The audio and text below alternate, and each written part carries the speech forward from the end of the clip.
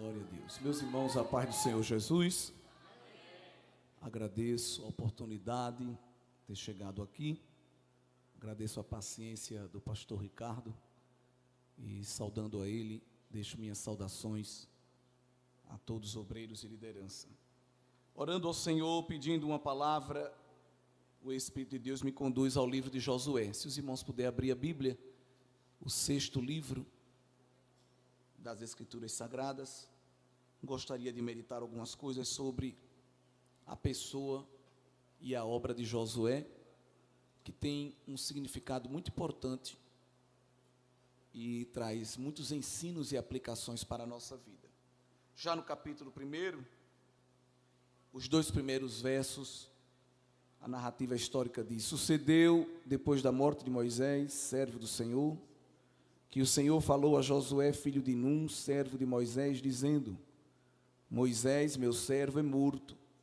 Levanta-te, pois, agora, passa este Jordão, tu e todo este povo, a terra que eu dou aos filhos de Israel. Quem diz amém? Amém. Mantenha a Bíblia aberta. Josué é uma pessoa icônica na Bíblia Sagrada e ele aponta para 2 tempos com muita responsabilidade. Ao olhar para trás, ele dá continuidade ao trabalho de Moisés. Ao longo do ministério de Moisés, Deus já foi mostrando ao profeta quem iria lhe suceder. E Oséias, que depois foi denominado Josué, filho de Num, era esse rapaz, esse servidor que auxiliava Moisés, principalmente nos assuntos espirituais. Em muitos momentos, quando ninguém estava perto de Moisés, Josué estava. Só o fato de conviver com Moisés permitiu que ele aprendesse muita coisa. Olhando para frente, Josué também tinha uma responsabilidade muito grande, pois no Antigo Testamento ele era um tipo de Cristo. O próprio nome dele, Josué, que significa o Senhor salva, ou o Senhor é salvação, juntamente com a atribuição que ele recebeu de conquistar uma herança e entregar ao povo de Deus, representava e apontava a pessoa e o ministério de Cristo. Então Josué, ele não tinha opção de errar, ele não podia falhar, porque ele estava dando continuidade ao ministério mosaico e estava também apontando para uma realidade futura muito maior, que era o ministério messiânico. E Deus vai ter um cuidado muito grande na preparação de Josué. Lá em 33 de Êxodo é nos dito que ele nunca se apartava da tenda. Fazia parte da rotina dele se aproximar das coisas de Deus. Quando Deus chama Moisés, não fica com as mãos na cabeça dizendo: e agora, quem é que a gente vai usar?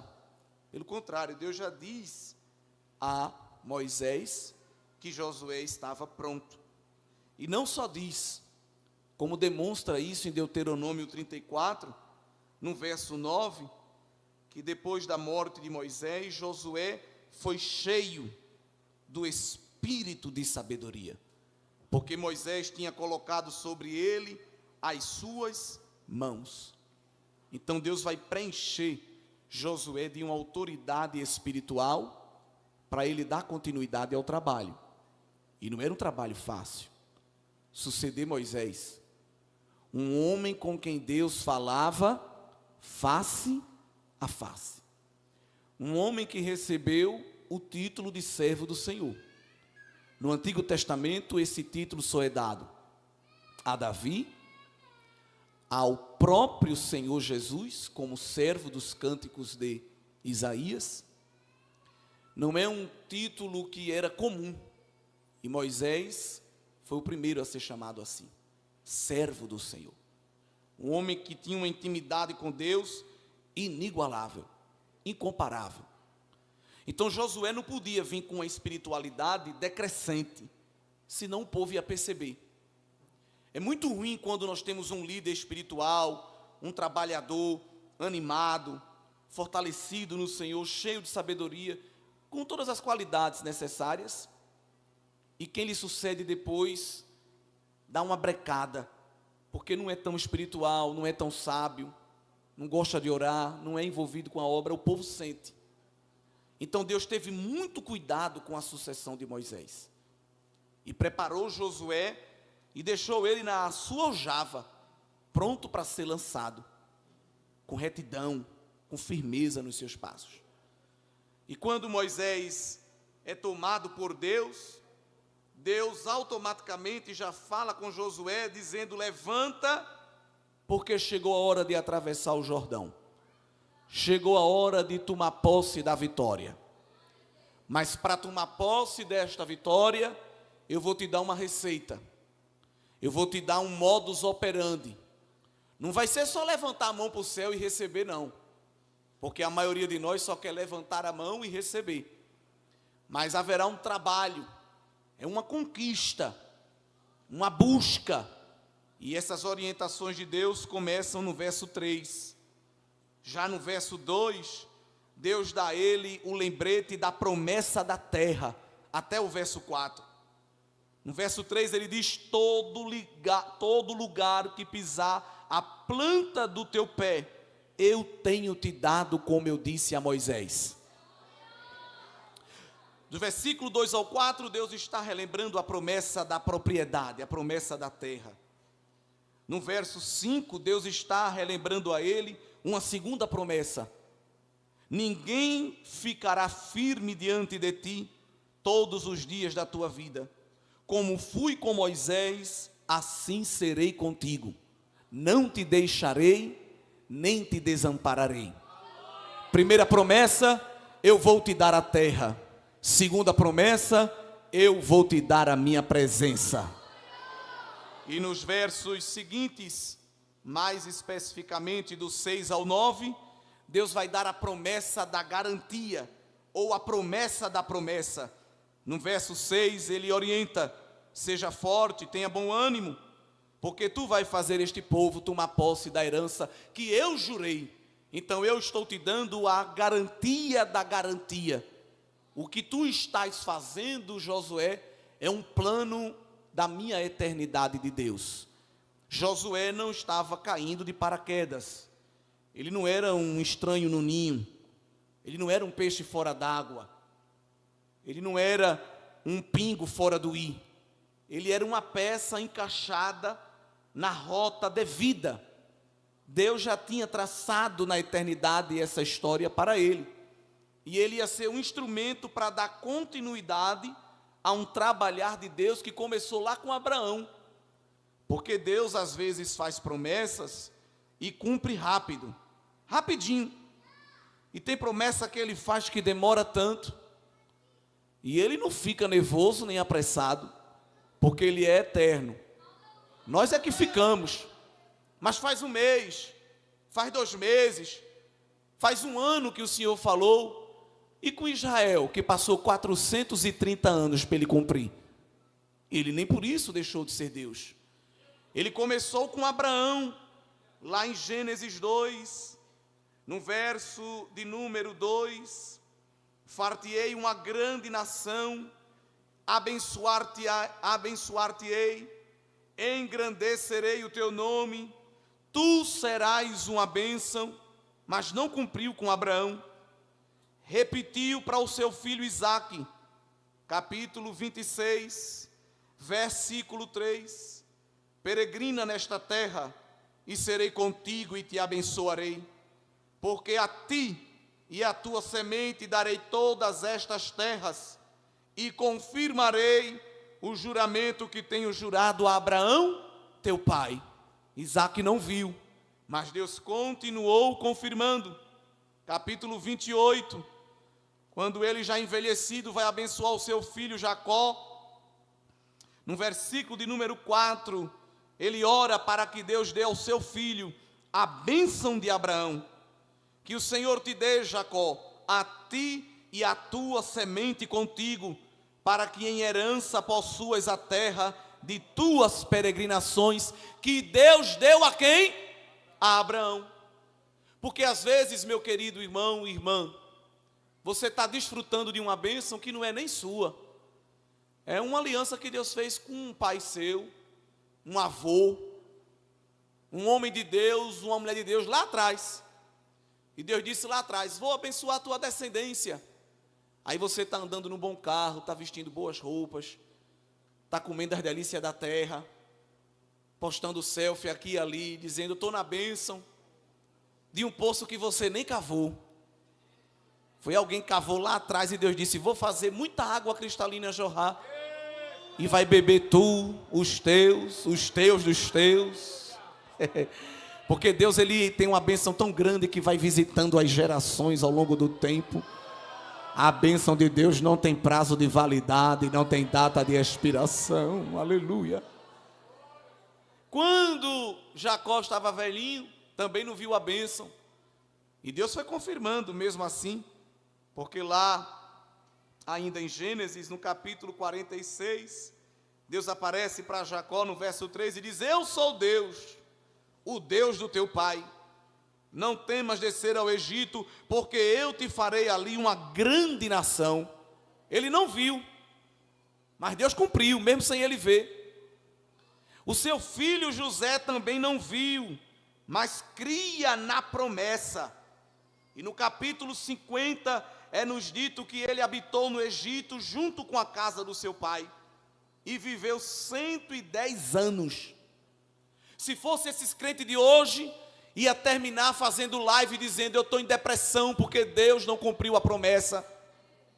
Eu estou tristinho porque Deus não fez o que disse que ia fazer. Mas José era crente, mais crente do que eu e você. E em 50 de Gênesis, verso 24, já velhinho, ele reúne os seus irmãos e disse: eu morro, mas Deus certamente vos visitará e vos fará sair desta terra e vos levará para a terra que ele prometeu. E não quero ninguém pagando carnê de cemitério para mim, porque eu não quero ser enterrado aqui. Verso 25: coloque os meus ossos numa caixinha e leve e transporte para a terra da promessa, a terra da herança, porque Deus falou, ele vai fazer. Isso é fé, isso é fé. Então talvez, minha filha, se você tem 12 anos e ainda não achou o homem da sua vida, não tem por que estar desesperada. Com 12 anos, com 15 anos, com 15 anos querendo ficar deprimida porque diz que ninguém lhe vê, é porque não é a pessoa ainda certa de lhe ver. Quando chegar a pessoa certa, vai lhe ver que ainda vai arregalar o olho. Fique esperando, tranquilo, tranquila. Você pode botar um terno prateado, pintar os seus dentes, botar uma lente cintilante para querer ter uma oportunidade. Se não for o tempo de Deus, Deus lhe esconde, que ninguém lhe vê. Mas quando chegar o tempo de Deus, Deus lhe mostra que ninguém consegue esconder, porque Ele tem o controle de tudo na palma da mão. Quanta ansiedade, quanto desespero. Quem serve ao Deus de Abraão, de Isaac e de Jacó, descansa na garantia da fidelidade do Deus que serve. Josué vai entrar nesta rota. Depois de 400 anos em silêncio, o povo já vivendo no Egito escravizado, lá em 3 de Êxodo, Deus aparece para Moisés na sarça ardente e diz: eu ouvi o clamor do meu povo e não estou esquecido da promessa. Eu desci para dar a terra que eu prometi a Abraão, a Isaac e a Jacó. 400 anos depois. E não foi logo que Deus cumpriu, por causa da língua grande do povo, da murmuração do povo. O que era para Deus cumprir em 15 dias, ele cumpriu depois de 40 anos, porque o povo falava demais. Ao invés de andar em linha reta, andaram em círculos. No meio daquele grupo de murmuradores, todos pereceram no deserto, mas 2 escaparam: Josué e Caleb. Na guerra contra os amalequitas, Josué tomou a capitania, a direção da guerra, e Deus deu vitória. Num episódio que os espias foram visitar a terra e trazer relatório, 10 veio com relatório do pessimismo. É melhor não. A terra é difícil, tem muito guerreiro, lá tem gigante, a gente não consegue. E não só desanimados eram, como quiseram desanimar o povo. E no nosso meio há pessoas assim, nem fazem e nem querem que ninguém faça. É como um câncer que polui corações. Alguém que vai para a igreja um dia, quando já quer ir no segundo, ele diz, vai não, tu já foi ontem. Alguém que está cantando, vai ficar em pé para adorar, ele diz, canta não, canta sentado. Não precisa dar glória alto não, que Deus não é surdo. Mas quando está assistindo os times dele, até da 4ª divisão, só falta cair do sofá. Mas num culto pentecostal, ele diz que não dá glória a Deus, que Deus não é surdo. É porque tu é seco, rapaz, tu não consegue adorar. Porque quem é adorador, adora a Deus, vive uma vida intensa no altar da adoração. Os 10 vieram murmurando, só 2 veio dizendo, a vitória é nossa, vai dar certo. Então, às vezes, a gente costuma olhar muito para as condições ao nosso redor e dizer, eu até queria fazer, mas o pessoal é desanimado. Eu até queria ir, mas é longe. Eu até queria estar lá, mas é quente. Você não queria, porque quem quer faz. Era 10 dizendo não e só 2 dizendo sim. Era 10 dizendo vai dar tudo errado e 2 dizendo vai dar certo. 2 contra 10, era para eles serem abafados. Mas quem tem fé, Deus multiplica a força e faz emudecer o grito de uma dezena. Deus deu vitória a Josué e Caleb. Disse aos 10, vocês não vão entrar, nem o povo que com vocês estão, mas Josué e Caleb vai. E entrou na terra. Não entrou como coadjuvante, entrou como líder. E a liderança de Josué é muito bonita, porque é uma liderança baseada não na força física, mas na palavra. Deus está chamando um homem dizendo, te prepara para a guerra.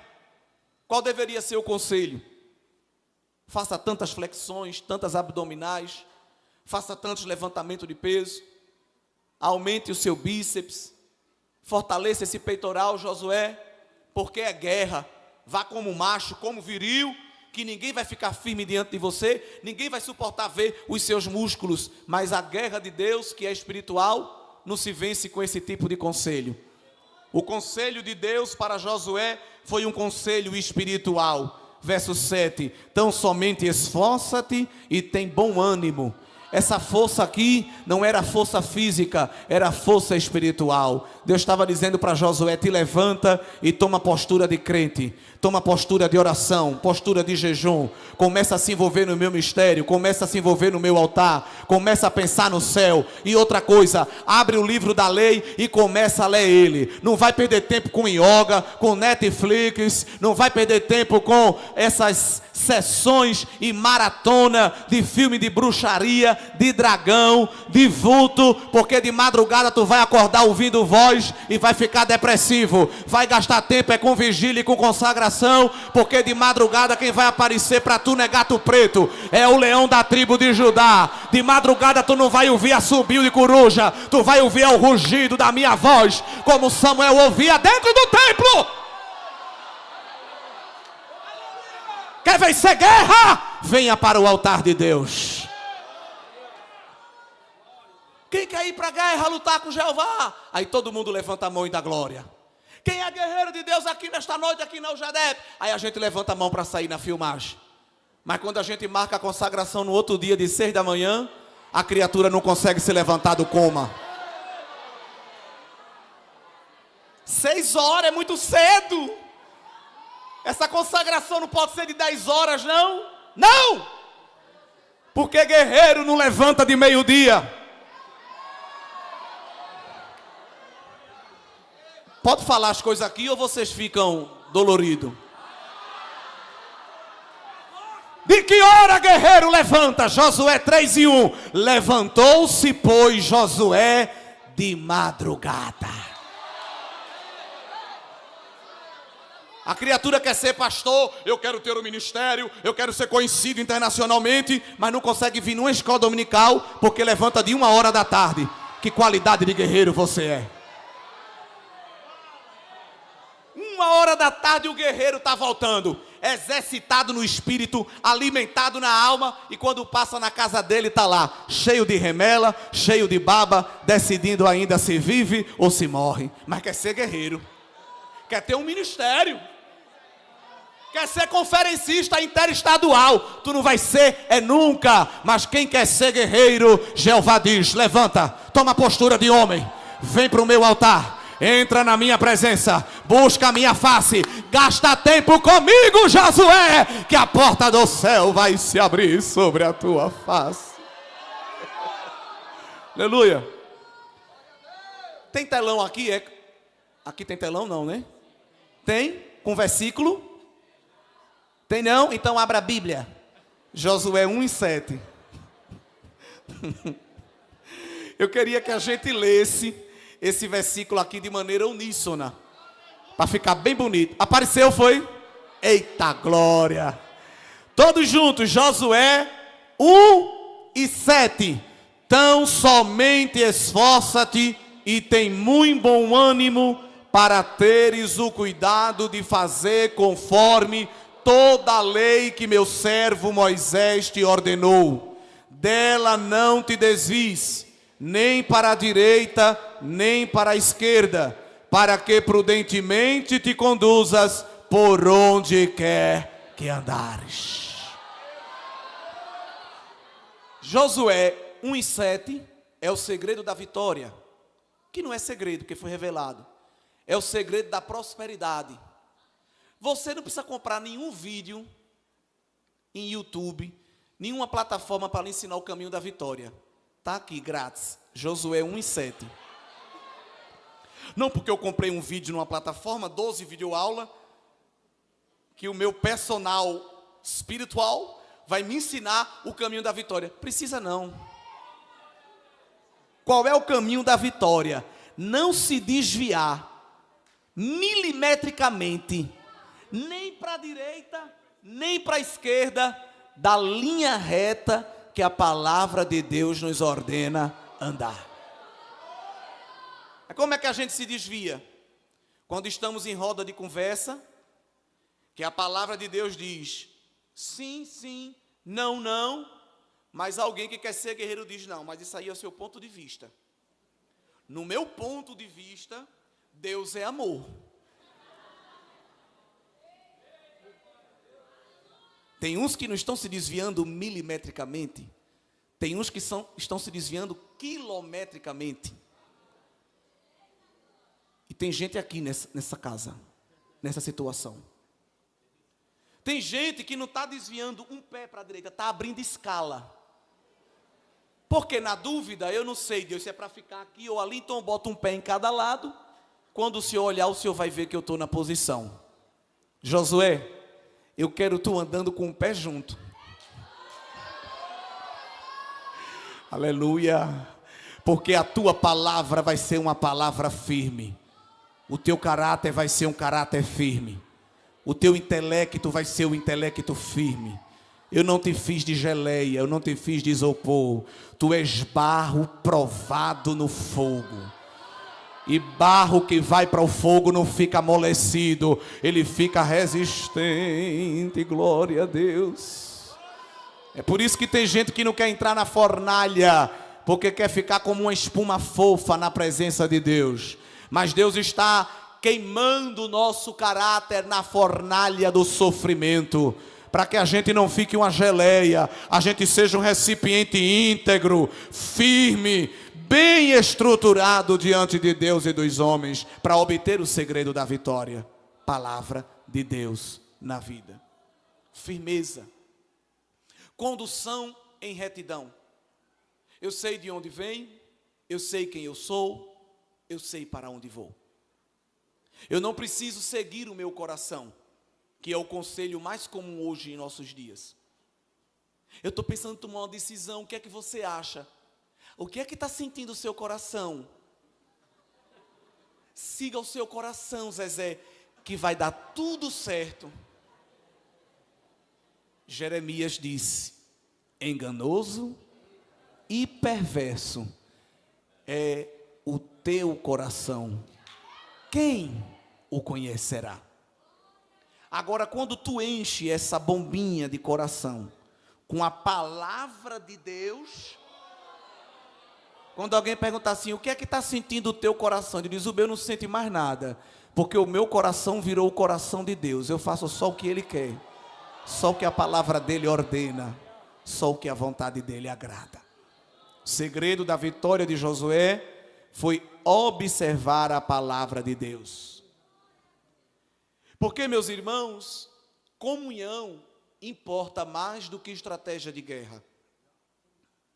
Aqui há uma geração muito grande que, enquanto Jesus não voltar, ele vai continuar levantando muitos Josués. Os Moisés estão indo. E Deus não vai ficar, e agora quem eu vou usar? Ele está olhando para o arraial e já está identificando os seus Josués. E às vezes a gente quer investir muito em workshop, em videoaula, em expertise, em perícias seculares. E não, isso não é irrelevante, isso não é desprezível. Seja poliglota, fale 15 idiomas, tenha MBA, pós-doutorado, estude até você descobrir o que um verdadeiro estudante descobre quando estuda muito, que você na verdade não sabe é nada, porque você estuda 4 anos numa graduação e lhe dão um diploma para dizer que você sabe alguma coisa. Aí você se esforça para estudar mais 2 anos no mestrado e lhe dão um diploma para fazer você reconhecer que você não sabe quase nada. Aí você diz, não, então eu vou fazer mais 4 anos de um doutorado e no final receber um diploma lhe certificando que na verdade você não sabe a coisa nenhuma. Porque quanto mais a gente estuda, mais a gente sabe que não sabe nada. Então quando a criaturinha fizer um curso mini básico de teologia de 10 horas e já engrossar a voz, botar 3 frases com umas dezenas de palavras que nem ele sabe o significado, e se colocar como o mestre dos mestres, e não conseguir sentar para ouvir mais ninguém, você já sabe que na verdade essa pessoa não tem nada. Mas quanto mais eu me aproximo da palavra, eu fico perto do dono ou do autor da palavra. E a comunhão que eu tenho com ele vai gerando também intimidade para me dar habilidade para a guerra. Então não vamos buscar primeiro habilidade para a guerra para depois encontrar comunhão. Primeiro vamos ficar perto do Deus guerreiro, do Senhor dos exércitos, que ele vai começar a revelar a presença dele e a palavra dele, vai te dar estratégia, vai te dar ferramenta, vai te dar autoridade, glória a Deus, porque não vamos vencer Golias com espada nem com lança, porque do Senhor é a guerra, como disse o jovem guerreiro Davi. Ele tinha intimidade, ele tinha mais comunhão, primeiro do que conquistou a habilidade. E hoje em nosso meio nós temos uma multidão com habilidade, mas pouca comunhão. Isso é um problema grave. Porque o que faz o demônio ir embora não é a perícia musical, é a unção de quem está tocando. Porque no currículo, escute bem, a descrição da vaga de 16 de 1 Samuel era uma, o currículo foi outro. Qual era a descrição da vaga? Precisamos de alguém que saiba tocar bem. Mas o que é que tinha no currículo? Tem gentil presença, tem palavra firme, valente em guerra, sabe tocar, saber tocar é o mínimo. Ele é tudo isso e mais alguma coisa. O Senhor é com ele. E hoje às vezes vem alguém que tem a voz, tem a eloquência, tem a perícia, mas quando os demônios olham, que é isso aí, hein? Isso não faz nem cosquinha na gente. Mas quando vem alguém que frequenta o Sinai, Meu Deus. Quando vem alguém que frequenta o Horebe, aleluia. Quando vem alguém que frequenta a tenda da revelação, glória. Olha que o inferno já fica alvoroçado. Quem está vindo aí é Josué. Quem está vindo aí é Davi, aleluia. Quem está vindo aí é conhecido do El Shaddai. Tu crê que Deus está aumentando o nível da intimidade que Ele tem contigo esta noite? Para neutralizar as obras do inimigo das nossas almas? Abre a tua mão e recebe comunhão. Deus está te chamando para um nível mais profundo.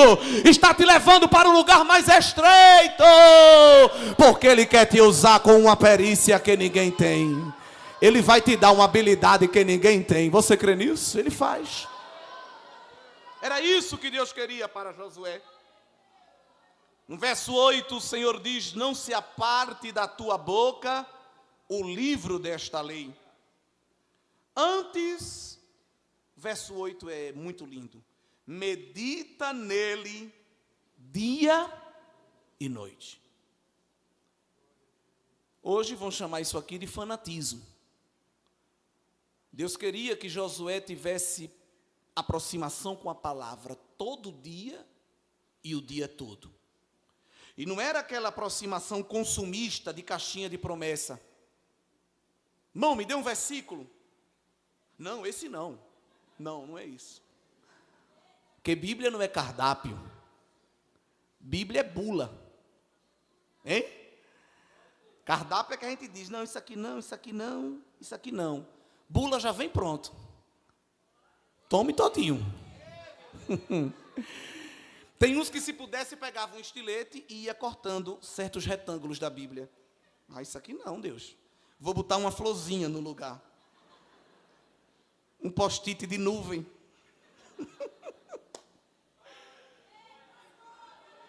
Tem que tomar o remédio todo para fazer o efeito.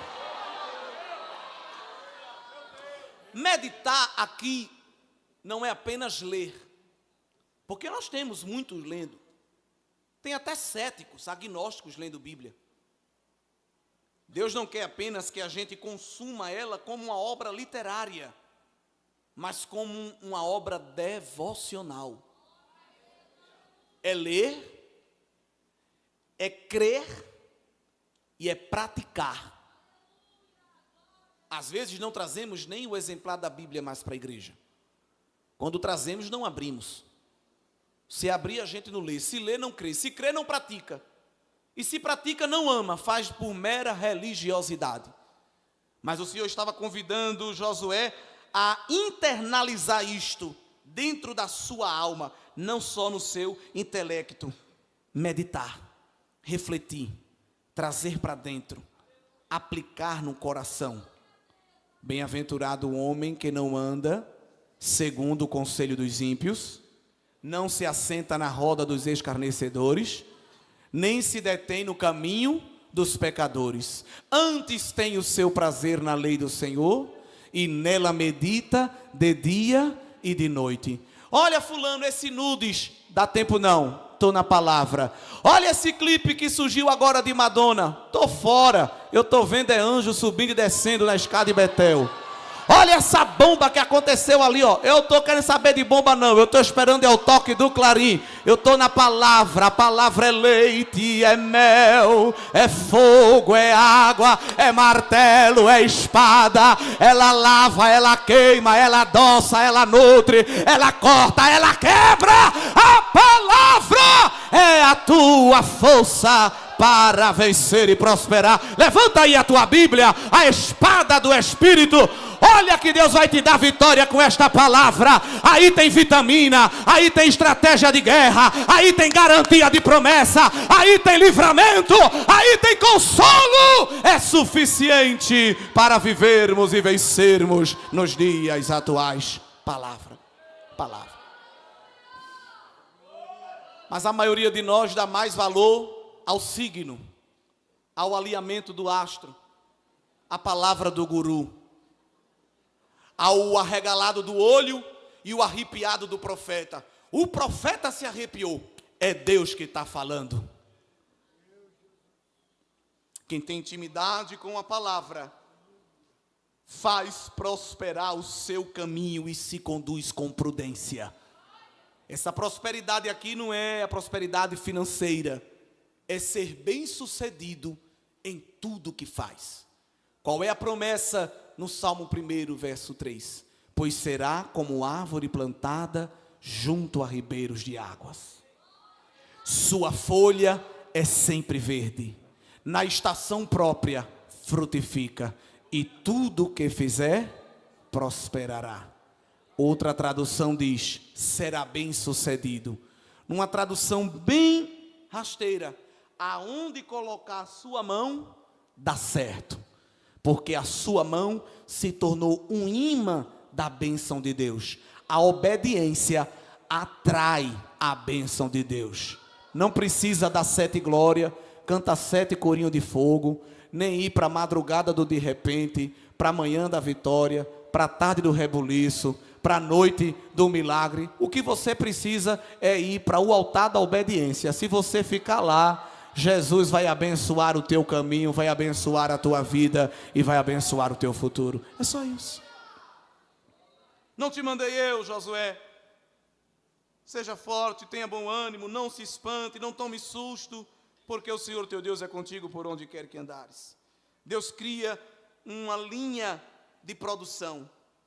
Ele escolhe Josué dentre todo o povo para falar diretamente com ele. Josué, por sua vez, representa a fala de Deus para os líderes, os príncipes do povo. E os príncipes do povo, por sua vez, repassam o direcionamento de Deus para o povo. Deus é organizado. Deus cria hierarquias, linhas de comando. É por isso que é muito importante ter intimidade com Deus. Porque se você for um Josué, você vai ser um instrumento que vai apresentar o que Deus está falando para o povo. E não pode haver ruídos nesta comunicação, porque o povo sabe quando é Deus ou não que está falando. E tem Josués por aí que não tem comunhão com a lei, com o mandamento, e quer inventar ruídos da comunicação para enganar o povo. Mas o povo sabe quem é Deus, sabe quando Deus está falando. É por isso que você precisa se aproximar cada vez mais de Deus e da palavra de Deus, porque isso vai ser um selo de autenticidade na tua carreira, na tua caminhada. Jezabel precisa saber que ainda tem profeta na terra. Ainda tem homem, mulher, jovem, adolescente e criança que teme a Deus. O sistema babilônico aí fora está operando e imperando, e ele quer entrar dentro da igreja, porque a igreja é a única frente de resistência ao sistema babilônico. Mas o diabo se explode por dentro e por fora, porque ele encontra nessa frente de resistência ainda um Jeremias, um Eliseu, um João Batista, um Paulo, glória, um Josué, que diz aqui não, aqui a gente não canta essa música não. Não, mas todo mundo está tocando e dançando, mas eu não sou todo mundo, eu sou hebreu. O meu joelho só se dobra no altar do El Shaddai. A minha boca só louva a majestade santa. A minha mão só se ergue para adorar o Deus Trino. Mas então tu vai morrer. Ele pode até me matar, mas eu não me dobro ao teu sistema babilônico, porque eu conheço aquele a quem eu sirvo. Nesta noite, meus irmãos, meus amados irmãos, Deus está nos visitando aqui com um nível. Ele está forjando em nós um nível de convicção tão pétreo, tão cristalizado, porque os próximos dias, meses, anos, enquanto o Senhor Jesus não voltar, cada vez mais nós seremos oprimidos, sufocados, perseguidos pelo sistema mundano. É por isso que Deus está levantando neste tempo os seus Jeremias, que ele disse, o povo para quem você vai profetizar é um povo duro, ruim, mas eu estou fazendo você muro de ferro. Quando alguém vier, vai se quebrar todinho, porque não vai suportar a firmeza que eu estou te dando. Ele disse para Ezequiel: o povo para quem você vai profetizar não é como o pessoal da UJADEP não, que qualquer coisa que você fala, eles são crentes e dão glória não. O povo que você vai falar é ruim. Você vai profetizar, vai ver a minha glória, vai ver carro meu voando, e eles vão estar assim, ó, apáticos, porque eles são duros. Mas eu estou fazendo a tua testa, não é de ferro não, Ezequiel. Eu estou fazendo a tua testa de diamante. Eles vão te oprimir, eles vão te perseguir, mas tu não vai ser fragilizado, porque eu estou petrificando a tua estrutura. Tu crê, irmão, que Jesus... Meu Deus, tu crê que Ele está petrificando a tua estrutura? Porque tem alguém te oprimindo, tem alguém se levantando contra você, tem alguém querendo te calar, tem um sistema querendo te amassar como uma bola de papel, mas o Senhor está revestindo a nossa estrutura aqui, revestindo o nosso intelecto, aleluia, receba, porque isso não tem prateleira de supermercado. Deus está dando a você uma firmeza de caráter, uma firmeza de fé, uma firmeza de integridade espiritual, aleluia. É seta voando para todo lado, é arco preparado, é carro de guerra, é furacão, mas você está lá no meio da guerra dizendo: eu não tenho medo de nada, eu só estou ouvindo Deus quebrando o arco, eu só estou ouvindo Ele queimando os carros no fogo, eu só estou ouvindo Ele quebrando o braço de Faraó.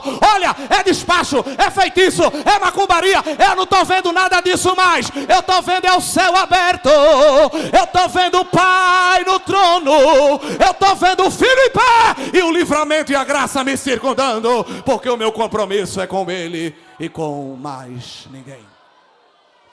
Se prepare, porque Deus vai aumentar a temperatura da fornalha. Você que vive de evento, vive de foto, vive de chapinhas, a sua vida se resume a uma sessão entre uma chapinha e outra. E eu me sinto à vontade para falar isso, porque é Deus que me conduz. Mas entre uma chapinha e outra, Ele vai dar uma volta contigo na fornalha, que tu não vai nem lembrar para que lado está penteado o teu cabelo. Porque você está muito arrumadinho, muito arrumadinha. Até para expulsar um demônio você tem uma etiqueta. Para não assanhar o cabelo, para não desalinhar o óculos, para não cair a lente. Mas Ele te chamou para uma guerra. Guerra é guerra. Guerra é guerra. Mas nem um fio do teu cabelo vai cair. Tu tem coragem de profetizar para quem está do teu lado? Nem um fio de cabelo teu vai cair. É arco, é guerra, é míssil, é bomba, é luta para todo lado. Mas não vai cair nenhum fio de cabelo teu, porque o Senhor está colocando muralha de fogo ao teu redor. Tem muro de fogo ao teu redor. Glória, recebe aí. Tem labareda de fogo pipocando ao redor da tua casa. Ele está te protegendo e dizendo: o mal não toca. Vai marchando, vai pregando a minha palavra, vai visitando os enfermos, vai fazendo a minha vontade, porque eu vou guardando você do mal. O mal não te toca, assim diz o Senhor Jeová. Olha a nuvem de glória descendo sobre a tua casa. Tu está aqui, mas Ele está visitando a tua casa. É pra quem está indo lá não é a guarda municipal, nem é os patrulheiros do bairro não. A nuvem da glória do El Shaddai está fazendo a ronda na tua casa e está mandando embora o Girgasel, o Eteu, o Ferazel, e dizendo: aqui a terra é santa, aqui é território santificado pela minha glória, e eu não permitirei ataque do inimigo, assim diz o Senhor. Receba livramento, estamos em guerra, mas o Senhor está guardando a tua mente com o capacete da salvação, está guardando os teus pés com o evangelho, está guardando as tuas entranhas com a couraça da justiça. E se o diabo jogar flecha, olha o escudo da fé te protegendo e apagando o fogo estranho do diabo que quer te atacar nesta peleja. Aleluia, estamos em guerra, precisamos de intimidade com Deus e com a palavra. Precisamos atrair a presença de Deus para não sofrermos este ataque tão grande e ficarmos parados. Mas aquele que nos chamou para a guerra No verso 13 diz: lembrai-vos da palavra que vos mandou Moisés. O Senhor vosso Deus vos dá descanso. O Senhor está te forjando para uma luta no campo espiritual. Essa festa aqui é um investimento de Deus. Isso daqui é um depósito, uma despensa espiritual. E quando a gente entra, tem que procurar as prateleiras. Estou precisando disso. Tem que sair aqui com os braços carregados de suprimento. Porque quando dobrar a esquina ali, já tem uma situação. Às vezes o culto nem acaba, a gente vai ali beber água, às vezes já tem uma luta. Mas quem passeou na despensa do céu e pegou os suprimentos nas prateleiras, meu Deus, e conhece o dono da casa e sabe que ele tem uma despensa, ainda disse a ele: me leva lá na despensa, glória, eva, sobanaraia. Porque tem uns pastores que fica só na vitrine, mas quem tem intimidade com o dono da casa, sabe que ele tem uma despensa cheia, e diz: eu quero dar uma volta contigo lá no lugar secreto. Abre a tua mão e recebe suprimento espiritual. Vou encerrar agora, aleluia. Se levante e fique de pé. O Senhor está derramando sobre as tuas mãos suprimento espiritual. Há um ministério para ser confiado a você. Há uma tarefa que será entregue na tua mão. E o Senhor Deus não vai te deixar descapacitado, desabilitada. Está descendo nesta noite ferramenta. Está descendo para o ministério, para a liderança, para a coordenação, para músico, para cantor, para quem veio de longe e de perto. Há uma herança que nós vamos tomar posse. E Deus está dizendo: aperta o cinto, arrocha o nó, porque a gente vai entrar em guerra, mas o mal vai ter que dar passagem. Eu trago uma palavra profética para a juventude de Teresina. Deus está ordenando que os principados desta cidade recuem, abra espaço, porque há uma geração de Josué que está com a arma na mão, a palavra no coração, e está pronto para tomar posse da herança espiritual que o Senhor determinou.